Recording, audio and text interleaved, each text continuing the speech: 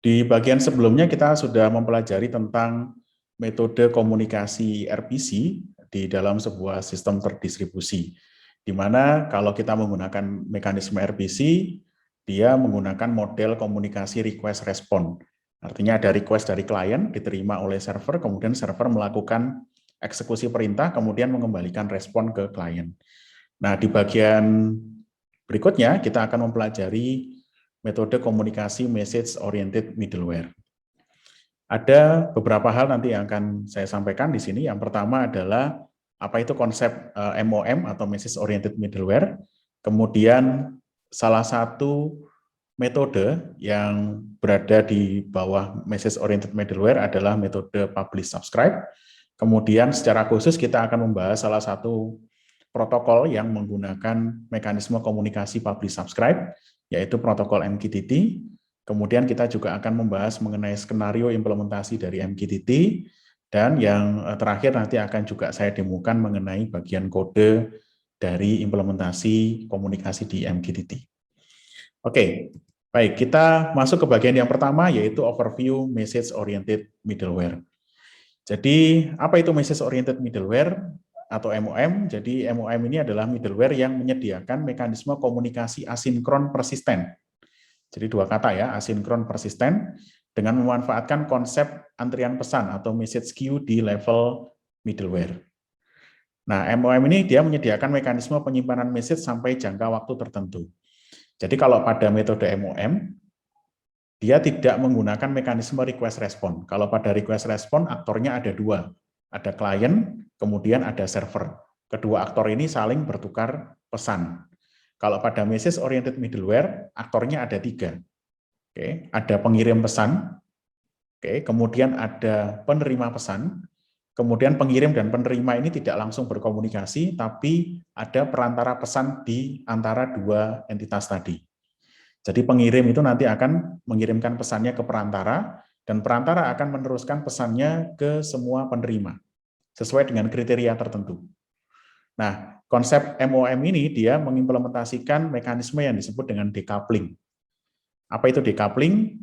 Jadi kalau dalam MOM, sender atau pengirim dan juga receiver atau penerima pesan itu tidak perlu aktif pada saat yang bersamaan. Jadi ini decoupling yang pertama. Kemudian decoupling yang kedua adalah message tidak perlu diterima pada saat bersamaan dengan waktu pengirimannya. Jadi kalau pada konsep request respon, ya, klien dan server itu perlu menyala ya pada saat yang bersamaan atau perlu aktif pada saat yang bersamaan. Kemudian server itu juga harus aktif ketika klien mengirimkan pesan. Dan juga sebaliknya, klien juga harus aktif ketika server mengembalikan responnya. Nah, dalam konsep message oriented middleware karena ada aktor perantara, maka ada dua jenis decoupling yang tadi sudah saya sampaikan. Oke, nah dia menggunakan konsep message queuing model atau model antrian pesan. Jadi antar proses ini berkomunikasi dengan memasukkan message ke dalam queue atau ke dalam antrian. Antrian ini bisa jadi dikelola oleh sebuah perantara atau broker ya. Nah, pada level tertentu nanti ada jaminan bahwa message sampai di receiver queue dalam jangka waktu yang tidak ditentukan. Oke. Kemudian ini konsep loosely couple pada MOM ya. Ini contohnya ketika sender running. Oke, kemudian dikirim ke dalam sebuah perantara yang punya queue di sini, punya antrian di sini, kemudian di saat yang sama receiver-nya running. Ini skenario yang pertama ya. Kemudian skenario yang kedua adalah ketika sendernya running, oke, diterima oleh perantara yang punya queue, oke, di saat yang sama receiver-nya tapi tidak aktif. Maka pesannya nanti akan disimpan pada queue atau pada antrian. Kemudian skenario yang ketiga, sendernya tidak aktif, tapi receiver-nya aktif. Nah, dalam kasus ini bisa jadi nanti perantara yang punya queue tadi atau punya antrian tadi akan meneruskan pesannya ke receiver. Oke, atau skenario yang ketiga, baik sender maupun receiver-nya dia pasif. Nah, 4 skenario ini bisa dijalankan pada sebuah sistem yang menggunakan MOM sebagai mekanisme komunikasinya. Ini berbeda dengan kalau Anda pakai RPC ya. Kalau Anda pakai RPC, yang bisa berlangsung itu hanya komunikasi pada skenario A, di mana sender dan receiver-nya sama-sama berjalan atau sama-sama aktif, atau klien dan servernya sama-sama aktif. Oke, nah di bagian perantara dia menerapkan yang disebut dengan queue manager atau manajer antrian. Jadi aplikasi nanti memasukkan message-nya pada local queue-nya, kemudian message dapat diekstraksi pada local queue yang lain. Nah, di sini di dalam konsep MOM tadi saya sampaikan di awal bahwa ada 3 aktor ya, ada pengirim, penerima pesan, dan juga ada perantara. Nah, dalam konteks ini perantara ini istilah lainnya bisa kita sebut sebagai broker. Jadi broker ini adalah perangkat lunak yang berperan sebagai perantara komunikasi antara sender dan receiver. Nah, broker ini dia punya 3 peran. Sekali lagi, broker ini dia punya 3 peran. Peran yang pertama adalah menyediakan mekanisme perutaan pesan. Oke, dari sender ke receiver berdasarkan kriteria tertentu. Contohnya misalkan kalau Anda pakai metode publish subscribe, maka mekanisme untuk merutakan pesannya itu berdasarkan topik. Oke, jadi message-nya akan diberikan sebuah label yang disebut dengan topik.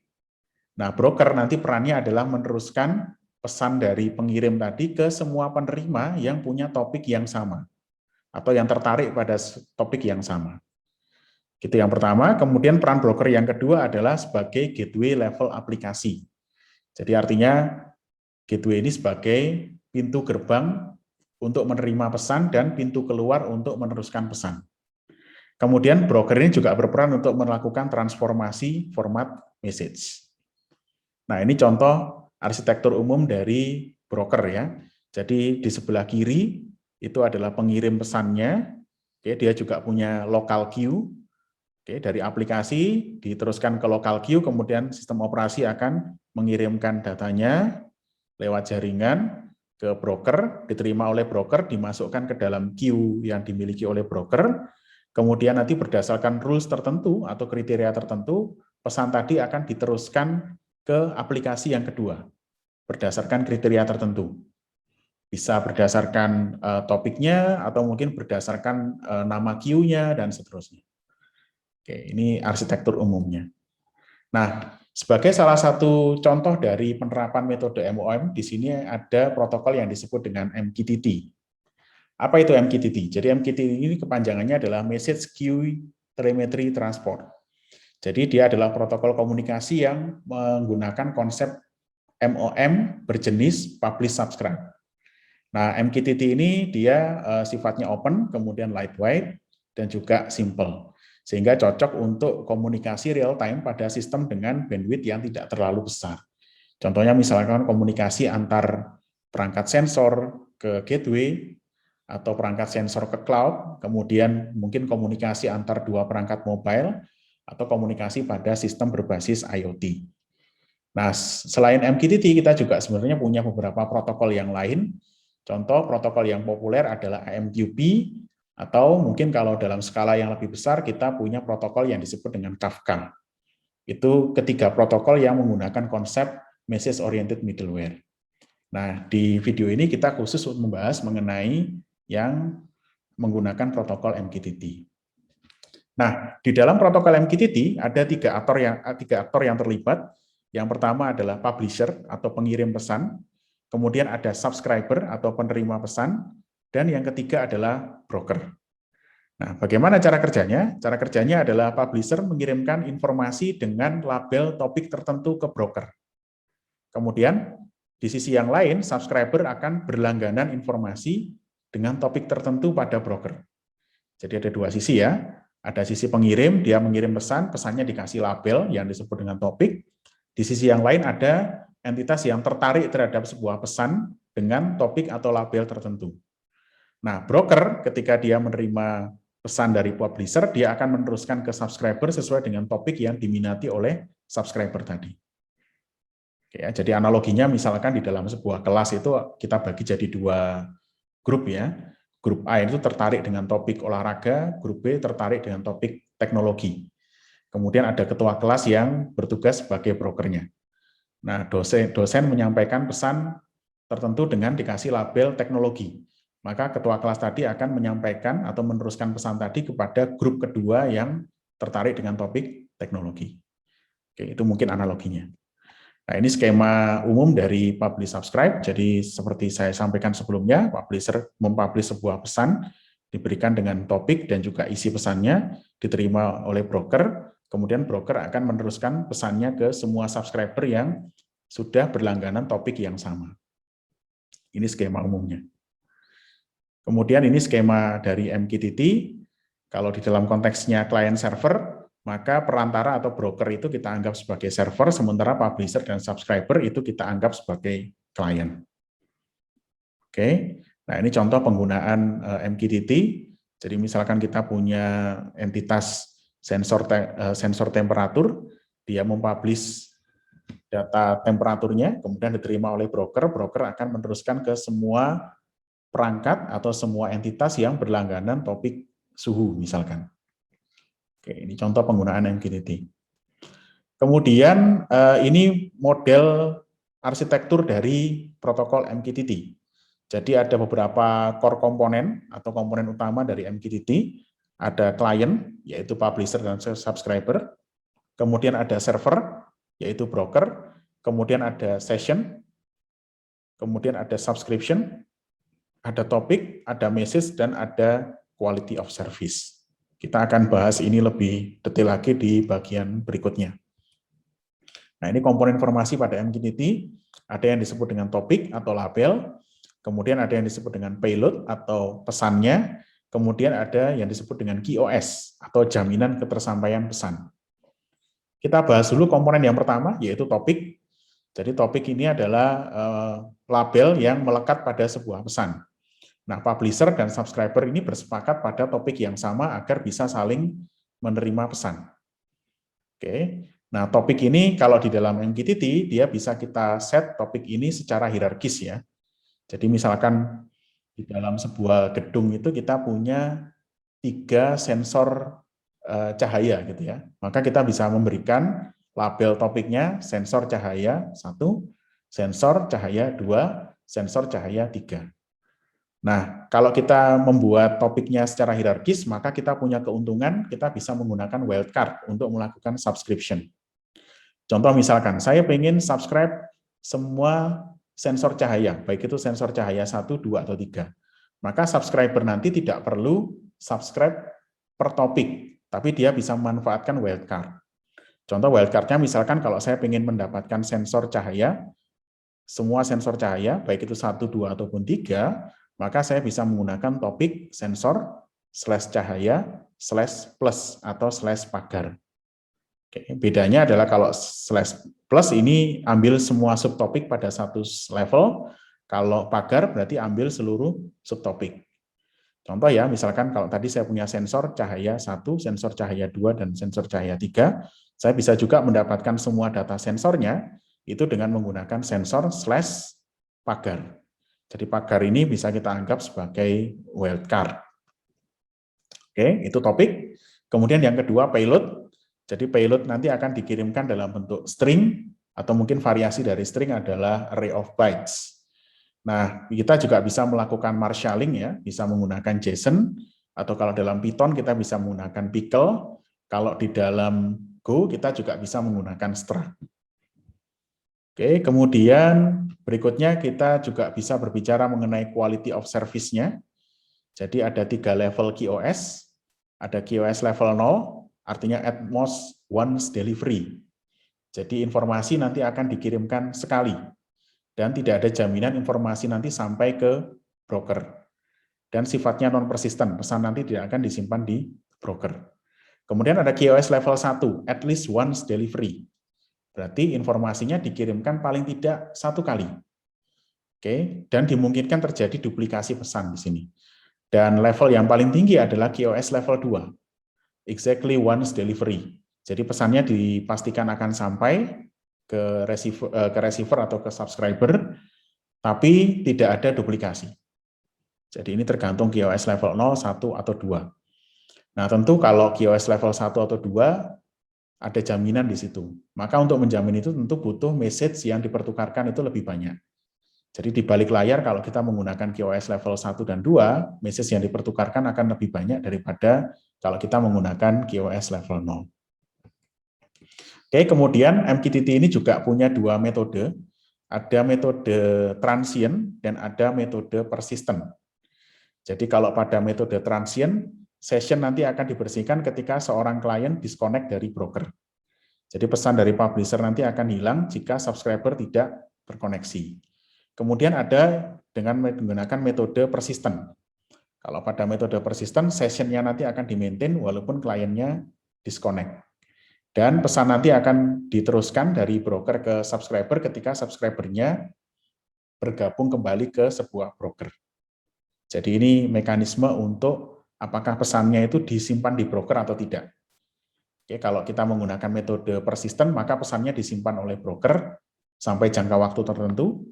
Kemudian kalau transient, begitu subscribernya dia disconnect ya dari broker, maka sessionnya akan dibersihkan sehingga ketika dia connect lagi dia tidak akan mendapat pesannya. Dengan kata lain, kalau transient tidak ada mekanisme untuk retaining atau penyimpanan pesan.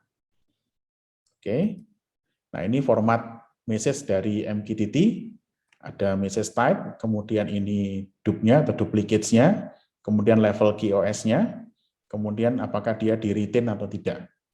Oke, di sini ada pesan dengan ukuran 1 byte, berarti 8 bit ya. Bit 0 sampai bit ke-3 untuk tipe message-nya, bit ke-4 untuk duplicate atau tidak, kemudian bit ke-5 atau 6, dia adalah level QoS-nya, 2 bit, kemudian retain-nya itu 1 bit. Oke, kemudian di sini ada remaining length-nya adalah 1 sampai 4 bytes ya. Kemudian opsionalnya di sini ada header, kemudian ada message payload-nya yang ukurannya dia opsional. Oke, kemudian ini beberapa tipe message dari MQTT, ada connect, con-ack, publish, pub-ack, dan seterusnya. Kemudian dupe ini 1 bit untuk mengidentifikasi dia itu duplicate atau tidak. Kemudian ada level QoS 2 bit, level 0, 1, 2. Mungkin nanti ke depan juga bisa ditambahkan level QoS yang lain. Kemudian dia di-retain atau tidak. Kemudian remaining length-nya ini menunjukkan byte, ukuran byte di dalam message-nya. Oke, ini detail dari tipe message MQTT. Nanti teman-teman bisa membaca lebih detail dari materi yang akan dibagikan. Kemudian ini flow-nya. Ini flow kalau dia tipenya transient. Jadi pertama karena MQTT ini dia layer transportnya menggunakan TCP, maka tahap pertama harus dilakukan setup handshaking TCP antara klien dan server. Atau dalam konteks ini antara publisher broker atau subscriber broker. Kemudian klien akan mengirimkan permintaan connect untuk MQTT dengan clean session-nya sama dengan 1, kemudian server atau broker akan mengembalikan con-ack, kemudian bisa melakukan subscribe dengan topik tertentu, kemudian ada acknowledgement kalau subscription-nya sudah berhasil, kemudian dia juga bisa melakukan publish, dia juga bisa melakukan unsubscribe, dan seterusnya. Oke, jadi ini bergantung dengan action yang nanti akan kita lakukan di sisi publisher maupun subscriber. Oke, ini yang persisten, nanti bisa Anda baca lebih detail kembali. Kemudian ini 3 level QoS ya. At most one delivery, at least one, dan exactly one. Anda bisa lihat di sini kalau kita menggunakan QoS level 0, komunikasinya lebih simpel ya. Dari publisher mengirimkan pesan atau message bertipe publish, oke, diterima oleh broker, brokernya akan mengirimkan ke subscriber. Kemudian pesannya dihapus. Kalau QoS 1, at least once delivery, disimpan pesannya di sisi publisher, oke, di casing di sisi publisher, kemudian dipublish ke broker, kemudian brokernya akan menyimpan sementara pesannya. Oke, kemudian akan mengembalikan, meneruskan pesannya ke subscriber, kemudian kalau dijamin bahwa pesannya sudah dikirimkan, maka dihapus pesannya di sisi broker, kemudian broker mengembalikan acknowledgement ke publisher. Nah, karena publisher sudah menerima acknowledgement, maka publisher bisa menghapus pesannya. Oke, dalam konteks ini bisa terjadi duplikasi pesan. Karena subscriber tidak mengirimkan acknowledgement ke broker. Sehingga bisa jadi broker akan mengirimkan pesan ini lebih dari 1 kali ke subscriber. Kemudian QoS level 2 adalah exactly once. Oke, publisher akan menyimpan pesan, kemudian nge-publish ke broker, broker menyimpan pesan, kemudian mempublish ke subscriber. Oke, kemudian broker mengembalikan pubrek dan pubrel, bertukar pesan dengan publisher. Kalau sudah, nanti akan dihapus dan mengirimkan pubcom. Oke, ini 3 jenis QoS yang ada di MQTT. Oke, ini metode atau message connect-nya. Ada beberapa header dan juga ada beberapa body-nya. Oke, nanti bisa Anda baca lebih detail lagi. Ini con ACK-nya. Ini message pubrek dan message pubrek dan juga pubrek. Ini message untuk subscribe. Ini message untuk acknowledgement ketika subscriber-nya berhasil. Dan di bagian berikutnya, kita akan mencoba untuk membahas mengenai beberapa skenario implementasi MQTT. Oke, ada beberapa skenario implementasi. Yang pertama adalah implementasi dengan 1 publisher dan N subscriber, N publisher dan 1 subscriber, dan 1 publisher N subscriber per device. Ini contoh yang pertama, 1 publisher dengan N subscriber. Jadi publishernya cukup mengirimkan pesan sekali ke broker, kemudian brokernya akan mengirimkan pesan ke semua subscriber yang berlangganan topik yang sama dengan message yang dikirimkan oleh publisher. Oke, kemudian ada skenario N publisher dan 1 subscriber. Oke, jadi ada banyak publisher dengan topik yang berbeda, kemudian kita subscribernya bisa mensubscribe masing-masing topik bisa, atau juga bisa menggunakan wildcard. Kemudian ini contohnya ya. Contohnya misalkan diaplikasikan ada 3 tong sampah dengan topik yang berbeda-beda, kemudian ada 1 subscriber yaitu aktor truknya ya.